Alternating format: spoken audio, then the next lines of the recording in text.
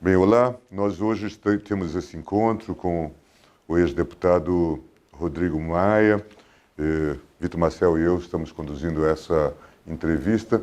E a ideia geral, deputado Rodrigo, é fazer um levantamento sobre a importância da Constituição de 88. Sabemos que já chegou lá 10 anos depois na Câmara, mas tem vivenciado e vivenciou momentos importantes desses passos que nós demos, e nós estamos nos avizinhando agora, como todos sabem, do 5 de outubro de 2023, vamos estar então aí celebrando 35 anos da Constituição de 88, que é um marco de estabilidade no Brasil. Claro que tivemos percalços, tivemos uma série de desafios ao longo desses tempos e 2 impeachments presidenciais concluídos, portanto, também é uma marca desse período, mas dentro de um quadro de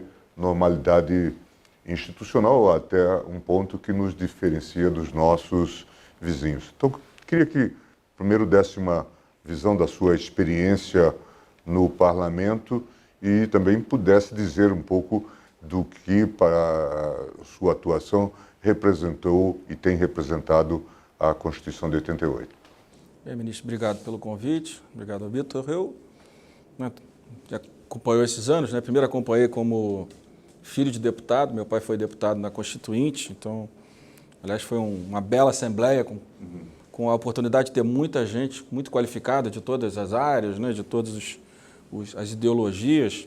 Né? E lembro que eu acompanhava menino, 16 anos, até usei isso no meu discurso da primeira eleição para presidente da Câmara, que a gente ficava ali admirando o plenário, né? É uma coisa que a gente tem que ver o formato, como é que a gente faz isso voltar a acontecer, né? A sociedade mais próxima do parlamento. Mas lembro que tem um debate, ministro, que é um tema que eu acho que foi primordial toda aquela confusão da Constituição. Eu lembro meu pai falando sempre, por exemplo, foi a discussão da bancada do agro do direito de propriedade, não é isso? Que era um debate importante. Imagina um país como o Brasil hoje, com uma regra de propriedade, né, que não fosse, né, na defesa do que é a propriedade numa democracia, né, diferente dos países mais de esquerda, mais socialistas. Então, eu acho que o marco da Constituição, primeiro acompanhando, depois, né, participando do processo democrático como legislador, né, durante 24 anos, os últimos quase, né, os últimos lá 5 anos como presidente da Câmara quase, né, o papel que a Constituição exerce, né, como guarda-chuva do respeito e das atribuições de cada uma das instituições no nosso regime democrático. Né? O papel do Congresso, o papel do governo, né, o papel do Supremo, né, nos nossos freios e contrapesos, eu acho que tem dado ao Brasil, né, com todos os seus defeitos, né, de ser uma Constituição muito ampla, onde cabe tudo na discussão constitucional, né, pela sua amplitude, mas também dá ao Brasil, e eu vi isso agora, voltando de um evento no exterior, uma normalidade institucional que outras democracias da região não têm. Então, as pessoas têm hoje uma visão de muita insegurança em relação à Colômbia, ao Chile, a países vizinhos nossos, até o Chile, porque a Chile nem Constituição tem, aí reafirmou a Constituição do anterior, e a dificuldade, primeiro um parlamento de esquerda, agora um parlamento de extrema-direita, uma confusão grande. Então, acho que a Constituição brasileira, com todos os defeitos que muitos gostam de colocar, todos os direitos, né, da sociedade, do cidadão, né, escritos, mas eu acho que ela garantiu, pelo menos a minha experiência como presidente da Câmara, né, e a gente fez isso muito na presidência, toda vez que tinha um debate, a primeira coisa que a gente olhava era a referência da Constituição para basear as nossas decisões na tramitação de emendas, de projetos. E acho que o Brasil tem isso. Infelizmente, não é um país que deve crescer muito nos próximos anos, nem cresceu muito nos últimos, mas essa estabilidade institucional, eu acho que é uma questão que nós devemos muito ao marco da decisão da Assembleia Constituinte e a sua aprovação no ano de 88, a sua promulgação, né? O senhor é um dos parlamentares que esteve à frente da Câmara dos Deputados por mais tempo, por 3 mandatos, né? Então, tem uma larga experiência em um tema que é muito caro aos estudiosos do direito constitucional, à comunidade política e direito brasileira, que é da representatividade do Congresso Nacional. Acho que é um chavão, nós conversávamos há pouco sobre isso, de que, né, o Congresso Nacional, no Brasil e no mundo sofre uma crise de representatividade. E na sua visão, será que isso faz sentido? Até que ponto faz sentido falar de algum tipo de crise de representatividade? Como é que o senhor vê hoje o parlamento e a sua relação com a sociedade depois desses 35 anos de Constituição? Se a gente avançou, se a gente tem passos a dar, qual que é a sua visão sobre essa relação? Olha, eu acho que o parlamento, a gente pode discutir por vários aspectos, pelo papel do parlamento ao longo do processo de redemocratização. Podemos olhar também a forma de eleição, acho que são dois formatos diferentes.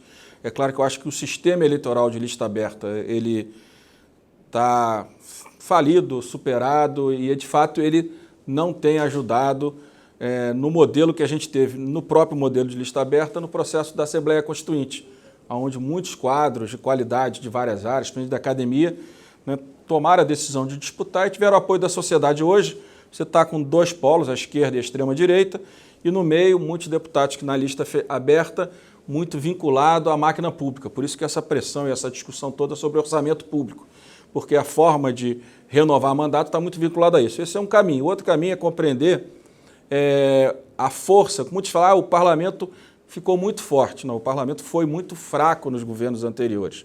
Não é? Tanto em toda a redemocratização, depois do governo do presidente Fernando Henrique e do presidente Lula, você não tinha votação de veto.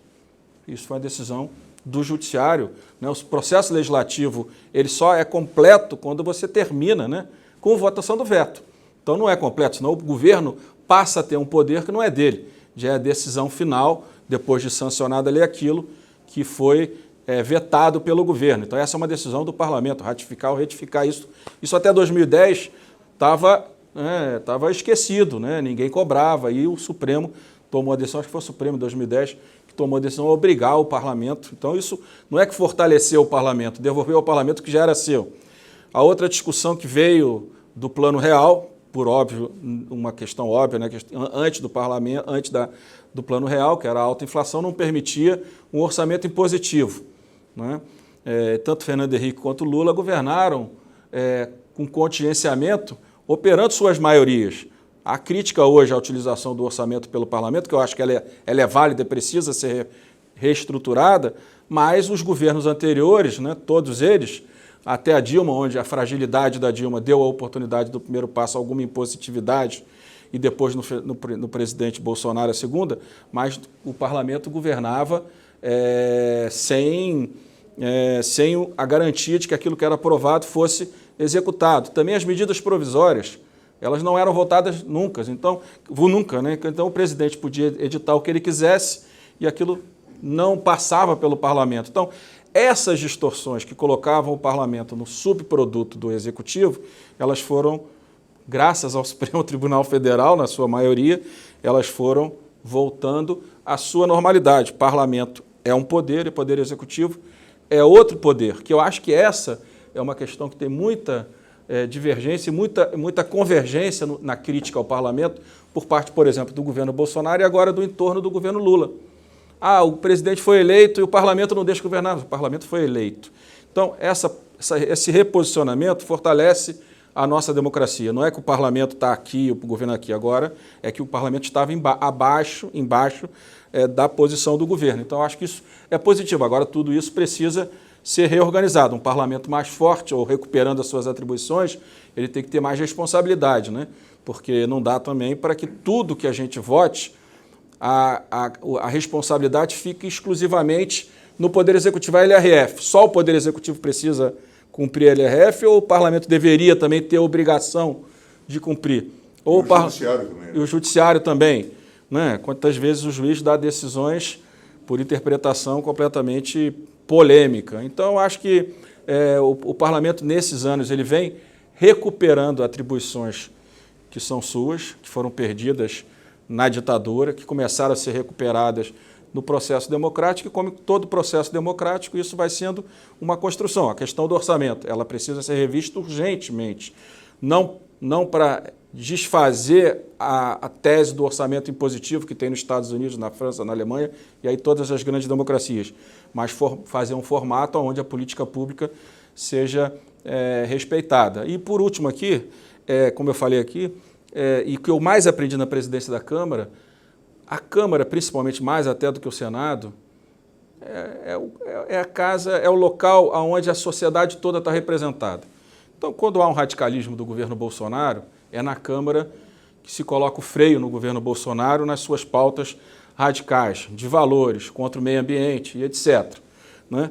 E esse papel a Câmara fará também do outro lado, né, do lado oposto, que são ideologias opostas, fará também limitando o poder do governo, né, nas suas agendas mais à esquerda. Então, esse é assim, a minha presidência, o que mais aprendi, o que mais me dava prazer, ministro Gilmar, era exatamente poder cumprir esse papel de estar recebendo a sociedade como um todo e ela cumprindo esse papel. E isso é uma questão que quem ganha a eleição para o Executivo, né, precisa compreender que todos foram eleitos, né, e que se precisa constituir maioria para se governar numa democracia ou presidencialista ou parlamentarista. Ficando nesse ponto e pegando um tema que tem sido alvo ou tem sido objeto de muita consideração e crítica, nós tivemos o desenvolvimento dessas emendas impositivas e chegamos até a esse chamado, talvez até inapropriadamente chamado, orçamento secreto, em que o Legislativo passa a ter uma dotação orçamentária muito significativa e muito provavelmente não em consonância com as políticas públicas gerais, né? Podem desenvolver então modelos clientelistas. E é nesse contexto que alguns de nós na academia temos discutido, dizer, se estamos caminhando para esse modelo de reequilíbrio e talvez até de maior força do parlamento, não seria interessante discutir também uma modelagem de um parlamentarismo ou de um semipresidencialismo em que envolveria também a participação majoritária do Congresso nas atividades executivas, mas agora com responsabilidade, porque o que acontece hoje é que você detém um naco do orçamento, às vezes uma parte significativa, considerando o que sobra para investimento pelo Executivo, e isso de alguma forma se faz de maneira desconexa ou desconectada do plano geral e tem a ver um pouco com esse novo poder que o Congresso readquiriu. Eu gostaria que fizesse considerações sobre isso. Não, eu acho que são duas questões. Uma questão é o modelo de governo, né? E outra é a questão do orçamento, né? Da sua execução. É claro que essa parte aqui eu acho que precisa ser remodelada. Nós erramos, e eu tenho uma culpa num desses assuntos, que pautei, era contra, mas pautei pela pressão da deputada Gleide, da deputada Aécio, que virou a chamada emenda PIX, que é a falência total do orçamento público federal. Se é para você transferir recurso direto sem projeto de política pública federal, transfere na distribuição do orçamento. Não precisa chegar no governo federal e ir para o parlamento para depois ser redistribuído. Isso é um dos temas. O resto é como o deputado indica emenda. Deveria ter muito mais uma relação com as comissões temáticas do que apenas eu ter um valor de emenda e indicar para o prefeito A. Que isso seja feito, mas num debate através das comissões temáticas, no guarda-chuva da apresentação do governo, né, naquilo que é a política do governo, que é essa responsabilidade do governo, que é o envio do orçamento e a execução do orçamento. Esse papel o Legislativo não tem, o que ele pode é agregar temas, né? Então, acho que isso é uma coisa que precisa de um debate. A gente fez um grande projeto, acho que eu já até mandei para o senhor, junto com o Marcos Boa, o Marcos Mendes, a IFE, né, o Instituto do Senado, e mais os consultores da Câmara, o Paulo Bicho, que hoje é secretário de Orçamento do governo, mais o Hélio, 2 quadros de grande qualidade, entre outros, que a Câmara tem. E nós fizemos uma emenda e um projeto de lei exatamente reorganizando isso, olhando um pouco o modelo da Suécia, que tem um orçamento de médio prazo, que isso é importante, né, ministro? Porque às vezes, por exemplo, hoje a CAI aprovou desoneração lá da folha, inclusive do pagamento da Previdência para os municípios. Isso tudo é redução de receita. Depois o governo vai para onde? Vai para o próprio Congresso, para o Supremo, atrás de receita.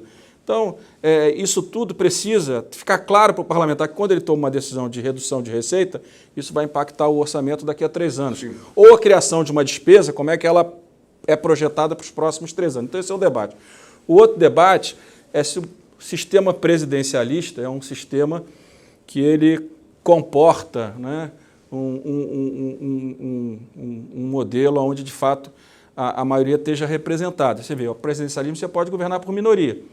O Lula tomou essa decisão. Por mais que ele não fale isso, né, 90% do governo é do PT e o PT tem 60 deputados. É uma decisão, e por isso que eu acho que essas confusões elas não se resolvem apenas com mudança de ministro nas próprias pastas. Eu acho que melhora, mas não resolve, pela experiência que tive ali no governo Michel, diferente do governo Bolsonaro, que aí tinha um governo de formação de uma maioria sólida pela participação desses partidos efetivamente no governo, com bastante poder, mas então nós temos um governo de minoria.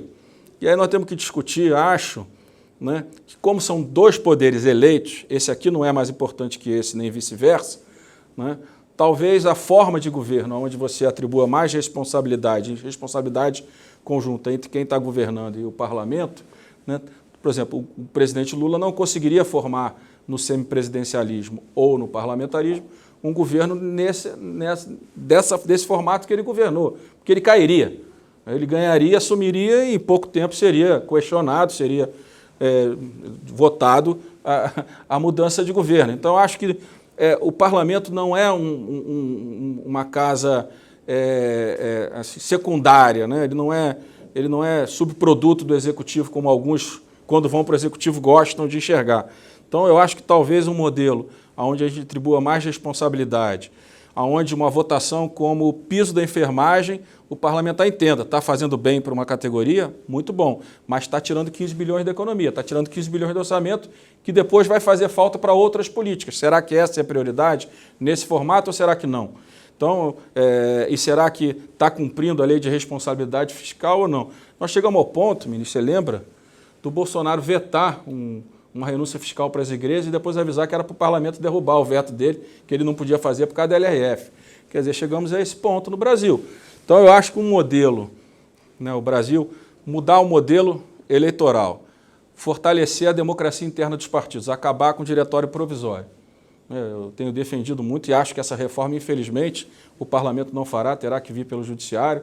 Né? Metade dos municípios de um estado terá que ter diretório permanente. Acaba o controle por Brasília de um município lá no interior do norte do Brasil, na fronteira com a Venezuela. Então, eu acho que a questão eleitoral faz parte desse processo. A forma de eleição, eu acho que a lista pré-ordenada, que precisa exclusivamente de maioria simples, é o caminho, é o primeiro passo, é o mais simples, para depois caminhar para o distrital misto, que uma democracia desse tamanho talvez seja mais adequado, mas eu acho que não tem voto. Foi a única coisa que eu fiz conta, ministro, como presidente da Câmara. Falei, não, eu tenho esse apoio, atendo esse lado, atendo esse, e vou ter 350 para o distrital misto. Quando você botava para votar, os 350 viravam 150, porque os interesses são muito difusos e muito particulares. Né? Então, eu acho que mexer nisso, a democracia dos partidos, para que a gente possa caminhar para um modelo onde o Brasil fique mais próximo das democracias, tirando os Estados Unidos, das democracias mais evoluídas do mundo, onde a responsabilidade é partilhada, né? O poder é partilhado, a força, mas também as suas responsabilidades. E acho que o governo que não tem maioria, que não forma maioria, ele precisa ser, né, de alguma forma, repensado, porque senão a gente fica com governos de minoria e com muitos desgastes e com muita pressão por parte do parlamento, apesar de a gente ter tido 2 processos de impeachment que nós não tivemos nenhum tipo de crise institucional maior. Né? Ela foi respeitada pelos 2 atores, tanto a presidente Dilma como o presidente Collor, mas eu acho sim, eu acho que o Brasil vai precisar caminhar para deixar mais claro, dentro dessa democracia, o papel do poder legislativo e a sua maior responsabilização, onde o governo compartilhado gera o poder, mas gera a responsabilização junto. Essa é uma preocupação, porque olhando agora da perspectiva do período praticamente pré-eleitoral, nós tivemos um número grande de medidas tomadas com caráter marcadamente também eleitoral e até eleitoreiro. Né? PEC Kamikaze, por exemplo, pois com grande dúvida sobre a constitucionalidade. Tivemos a decisão sobre a redução dos combustíveis que afetava a arrecadação dos estados e dos municípios, que também agora estamos resolvendo. Mas são questões assim, piso da enfermagem, também nesse contexto. Portanto, é uma série de decisões extremamente problemáticas e com conotações eleitorais. Né? e que, de alguma forma, medidas que dificultaram, acho que até quem poderia ter uma voz de racionalidade ou cobrar por responsabilidade fiscal ficou emparedado. Acho que o próprio PT teve dificuldade de enunciar. No caso do ICMS foram responsáveis. O projeto de lei sai do Senado do presidente da Petrobras. Hoje ele apresenta, quer dizer, ele converge com a posição do Bolsonaro no questionamento aos governadores. É uma coisa inacreditável. E que leva a debate das finanças de estados e municípios. E não foi pior, porque os estados que tinham dívida para com a União buscaram a tal compensação, né? Mas um quadro extremamente complicado. Então, essa é uma pensata que a gente tem que fazer. E agora estamos rediscutindo e discutindo também essa questão do ICMS, chegamos a um acordo em torno disso e voltando a um modelo de compensação e devolvendo aos estados a capacidade de tributar, né? Portanto, não se pode fugir disso. E estamos agora exatamente às vésperas de tomarmos uma decisão em torno da questão da enfermagem, em que de alguma forma deu ensejo 3 PECs, né? Tudo em torno dessa própria temática e que pode ter consequências graves, porque já se fala que tem 140 projetos de piso salarial no Congresso. Quer dizer, imagina o custo disto, tanto para a esfera pública como para a esfera privada, né? Então, de fato, eu acho que essa consciência de responsabilidade fiscal em gênero precisa ser atualizada no parlamento, né? Com certeza. Você vê a decisão, o julgamento que terminou ontem do PIS/COFINS, né? Aquilo, na verdade, foi declarado inconstitucional porque a lei veio antes da emenda, não é isso? Sim. A enfermagem é igual. Sim. Né? A lei veio antes da emenda. Fora toda a questão do impacto orçamentário nos estados, nos municípios, no setor privado também, e todo o desrespeito à livre iniciativa da economia brasileira. Mas eu acho que essas decisões políticas, eu acho que estava bem amarrado pelo Supremo no julgamento da verticalização, quando declarou cláusula pétrea qualquer benefício individual no período de 1 ano da eleição. Sim. Né? E talvez essa PEC ela tenha ferido esse princípio, mas a eleição já passou, talvez organizar isso para o futuro, né? Depois a questão tributária no Brasil que precisa ser resolvida. Sim. Não pode a União mexer na alíquota de estados e municípios. Né? Essa tem que ser uma atribuição exclusiva de cada ente. Se a minha alíquota é X, ela é minha. Eu posso cobrar mais, posso cobrar menos, posso querer ter um custo menor para o meu contribuinte, mas é uma decisão minha. Por isso eu acho que a decisão da reforma tributária dos impostos indiretos ela é muito importante, ela mostra todas as distorções desse modelo. E a política, no final, ela, com todas essas decisões populistas de atender de forma setorial, sem pensar a sociedade como um todo, depois quem paga a conta é a própria política. Todos os subsídios tributários que a política cedeu para as empresas, a maioria deles com pouco resultado efetivo no crescimento econômico e na geração de emprego. Todo o benefício do salário médio dos servidores públicos federais, que, segundo o estudo do BID, é 70% maior do que os seus equivalentes no setor privado, isso com todos os benefícios que o servidor tem e que o trabalhador de carteira assinada não tem. Né? Tudo isso, no final, se volta contra a própria política, porque você cede o orçamento público para categorias de servidores, principalmente as que têm mais poder, para o setor privado com subsídios que, na maioria das vezes, não se sustentam do ponto de vista da análise dos microdados, né? E, no final, a política fica brigando entre si se o orçamento secreto é secreto, se não é, se aquilo está certo, se aquilo está errado. Então, tem uma distorção no processo político que precisa ser resolvido e acho que a maior responsabilidade do parlamento, né? E aí a gente está falando do sistema eleitoral, nas suas decisões, talvez elas possam colocar um freio. E também um pouquinho de preocupação de quem está votando as leis para entender, eu estou atendendo 300 eleitores meus aqui, estou prejudicando 100 mil do outro lado. Porque o caso do piso da enfermagem, você vai estar atendendo talvez 3 mil eleitores seus, 500 eleitores seus, e você pode estar prejudicando só, não vou tratar nem do setor público, que esse é o mais grave, mas no setor privado 50 milhões de pessoas, talvez 10 milhões saiam dos planos de saúde, caminhem para o SUS E aí você fala de uma tragédia no SUS, que já tem problemas. Você vê na pandemia, a doutora Ludmila mostrava para a gente. Né? A pessoa entrava numa UTI com Covid no início, lá antes da vacina, numa UTI privada, 70% saíam, né? Sobreviviam. Nas UTIs públicas, 30%. Então a gente já vê que a qualidade já é diferente. Agora você vai prejudicar a qualidade desse aqui, porque a maioria dos planos, tirando os top classe A+, sobrevive, porque ajustam o preço e as pessoas pagam. A maioria ou vai perder qualidade ou vai sair do plano.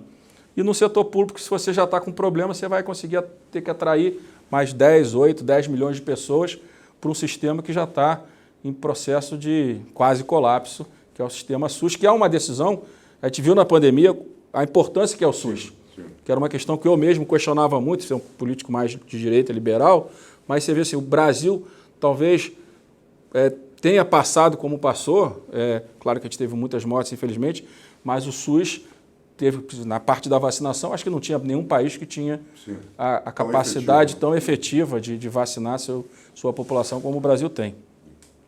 Sobre a força da nossa democracia, à luz da Constituição de 88, ponto de vista da sua solidificação institucional, e justamente nesse ano que nós fazemos 35 anos de Constituição, tivemos episódios absolutamente lamentáveis de 8 de janeiro de 2023, enfim, público notório com atos de vandalismo, tanto simbólico quanto físico, do patrimônio público. E aí nós nos perguntamos, né, na sua visão, se nós estamos preparados do ponto de vista constitucional e democrático para mais 35, 70 anos de democracia constitucional no Brasil. Qual é a sua visão sobre esse momento que nós passamos, que nós estamos e que nós possivelmente caminharemos na sua sensibilidade nesses próximos anos? A minha impressão é que os 4 anos do governo Bolsonaro nos colocaram numa posição de uma democracia muito sólida. Né? Porque o 8 de janeiro é a revelação de um filme, que não começa em 8 de janeiro de 23, começa em janeiro de 2019. Né? Essa posição de utilização das redes sociais para constranger, para tentar enquadrar o parlamento e o próprio judiciário. Eu lembro quantos ataques o presidente Toffoli sofria como presidente do Supremo, eu sofria.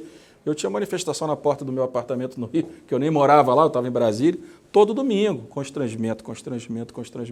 E ainda tinha vizinho que descia e xingava junto. Faz parte da vida, da democracia, sem problema, mas tudo orquestrado pelo governo. E você ia no governo falar, Bolsonaro, não dá, não tenho nada com isso. Depois a gente foi vendo, foi se revelando, né, porque o primeiro ataque foi ao parlamento, o segundo ataque em conjunto ao judiciário. Né? O inquérito da fake news é resultado disso, da necessidade de se encontrar um caminho, já que era muito difícil você conseguir enfrentar o governo Bolsonaro. Então, eu acho que esses 4 anos, onde o governo tentou, vamos chamar assim, enquadrar o parlamento para a sua pauta, não conseguiu. Tentou enquadrar o Supremo, não conseguiu. Né? Depois tentou, de alguma forma, comprar a eleição com populismo, infelizmente com o apoio de todos os partidos no Congresso, que dificultou, inclusive, a própria ação do Supremo Tribunal Federal. Eu acho que o presidente foi para a porta do QG do Exército, né? A gente lembra disso, o presidente passeou de helicóptero por cima do parlamento, do Supremo, botaram lá as pessoas como se fosse lá com os clã americana, né?